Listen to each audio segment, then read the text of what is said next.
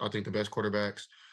So I'm excited to see him play. He'll maybe be rusty at first or have some nervousness, but I think once he gets warmed up, Coach Day gonna be calling it great. O-line's gonna be blocking, running backs gonna be doing their thing, defense gonna be balling. So when I go up there, I gotta check out Applebee's, make sure that I hit it up. So make sure get some good grub. It's the NFL sponsor of the year, Yep. Bar and Grill.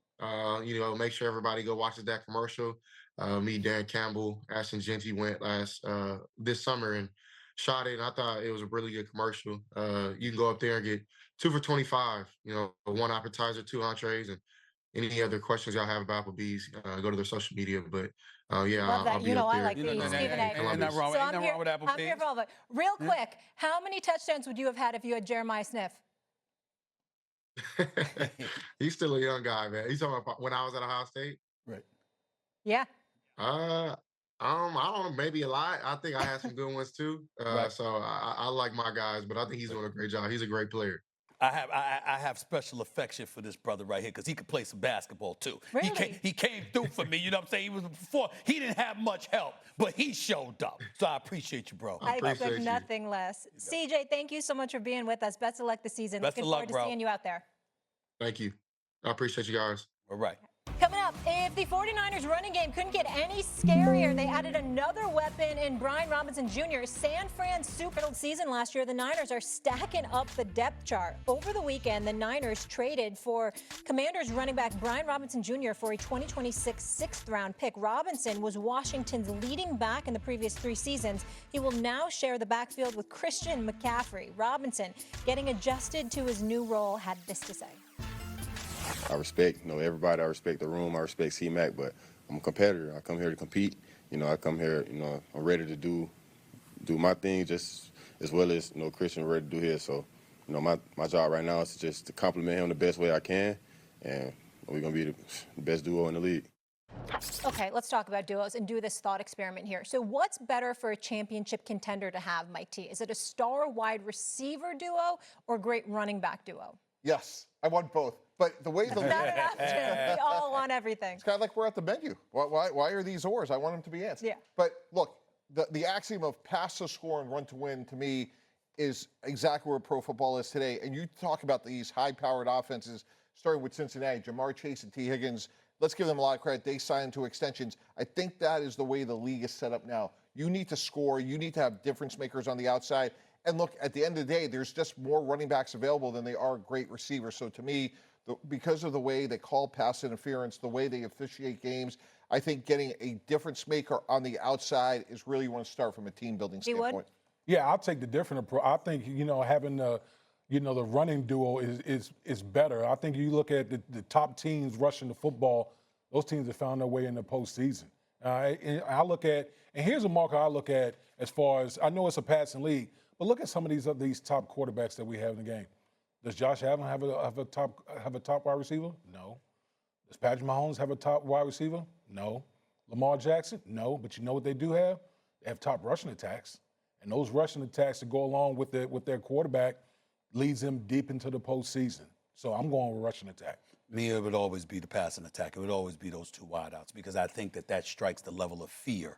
You understand that you can't, you just can't ignore. Obviously, you're an elite running back. You're like a Saquon Barkley. You're like a Derrick Henry or whatever. You load the box. You do what you can to negate the run, force them to throw the football. But if you got an offensive line that can give you decent protection, and you've got, like, let's use Cincinnati as an example with Chase and Higgins. My God, it strikes fear in everybody, and I like that fear factor for me personally. When I think about Robinson, getting back to him for a second, led Washington rushing through over the last 3 years.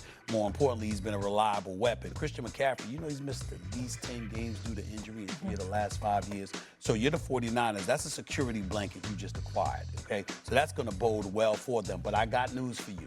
If Brandon Ayuk ain't ready to go and Jennings and others ain't ready to step up, how much are you really, really, really worried about the San Francisco 49ers if they can't throw the football. Yeah, let's That's why I talk go to about wide it. receiver. How high are we on the Niners? Because we haven't talked much about them. Yeah, I think look, Ricky Pearsall, like to Stephen A's point, they have a number of injuries, but if Ricky Pearsall, George Kittle, and if CMC can come back to anywhere close to what he once was, I They think say he's 100% healthy. Yep. They say he looks great. And we saw what Saquon Barkley did with the Philadelphia Eagles. And I'm not saying CMC is Saquon at this point because he's probably a little bit skill diminished, but you can get enough out of those players, and as the year goes on, they can get healthier. I think they're a team that's a little bit under the radar, and defensively, they threw a ton of resources at that defense.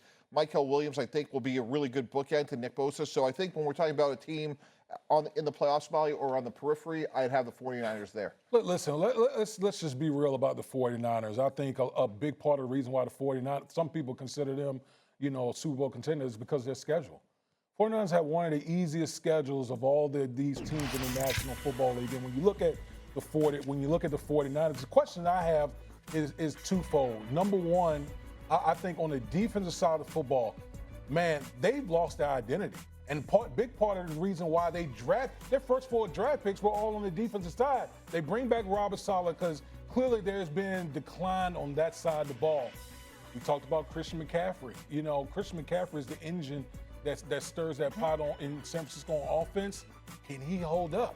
I know you brought in Brian Robinson, but let me tell you something. Brian Robinson is not Christian McCaffrey. So if Christian McCaffrey doesn't hold up with all the weapons that they have at the wide receiver position, I'm just not seeing it. To Woody's point, real quick, easiest strength of schedule. I'm not feeling that. NFL. I'm not feeling what he's saying. But I'm you're looking big at on the competition. I'm big on competition, but I'm not feeling that right now. Let's look at this. Let's analyze this for a second. First of all, within your own division, you got Seattle and the Los Angeles Rams to contend with. That's right. We're expecting Arizona to be better. We'll see. But definitely, when you look at Seattle, people think that a lot of people are sleeping on the Seattle Seahawks. They can make some noise. And if Matthew Stafford's back ain't as bad as they're trying to say or whatever, obviously the Rams are the team to contend with, right? Then I'm looking at stuff like, wait a minute here. The Buccaneers are on this schedule. The Texans are on this schedule right here. I mean, I got the Browns, the Carolina Panthers. I get that part. But I'm just looking at some of this. I expect Chicago to be better as well. I'm saying that there are losable games here for the San Francisco 49ers. But Stephen A., like going back to the Rams, and look, we know how much Dan Orlovsky loves Matthew Stafford. Yeah. A 37-year-old who's had a bad back in August and July, getting through 17 games, that's a heavy Tell that lift. to Dan. Yeah, I have. I'm on the Rams bandwagon as well, and I think that's my only concern with the Los Angeles Rams is when you talk about back injuries, those things. A 37-year-old quarterback, they tend to stick to you. So that's the real sticky issue with the Rams. Yeah. The U.S. Open continues, by the way, today on ESPN. 12 more hours of first-round coverage. That's starting at 11:30 a.m. Eastern, right after us. As always, you can also watch every point streaming live on the all-new ESPN app and ESPN Deportes starting at 11 a.m. Eastern. More First Take after this quick break. First Take is brought to you by ESPN Fantasy Football, the #1 fantasy game. Download the He made that look easy. This atmosphere is awesome. This is what you play for, man. Braves, Phillies, an NL East showdown on Sunday Night Baseball. Sunday on ESPN.